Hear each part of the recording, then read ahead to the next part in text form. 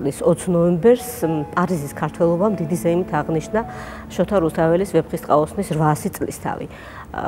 მზადება წინასწარ ჩაატარეს, ამიტომ ყველაფერი კარგად იყო ორგანიზებული, დაიბეჭდა მოსაწვევი, რომელსაც ვერაფაღავას ნახატი ამშვენებდა, მოსაწვევები, გამოვიდა ჟურნალ კავკასიონის სპეციალური ნომერი, რომელიც მთლიანად მიძღვნილი იყო ვეფხისტყაოსნისადმი, რუსთაველისადმი და აი ამ საორგანიზაციო საქმეებს ძირითადად უძღვებოდა უკვე სახელგანთქმული და ცნობილი მკვლევარი, რუსთველოლოგი, ჟურნალისტი, პოლიტიკური მოღვაწე, უამრავი ეპითეტით შეიძლება შევამკოთ ეს ადამიანი, ვიქტორ ნოზაძე. თავისი ხანგრძლივი ცხოვრების განმავლობაში ის იყო ძალიან ბევრი ქართული საქმის ინიციატორი და ავტორი და შემთხვევითი არ არის, რომ აღიარებულმა ემიგრაციაში აღიარებულმა ავტორიტეტმა მიხაკო წერეთელმა მას საუკუნის გიორგი მთაწმინდელი უწოდა.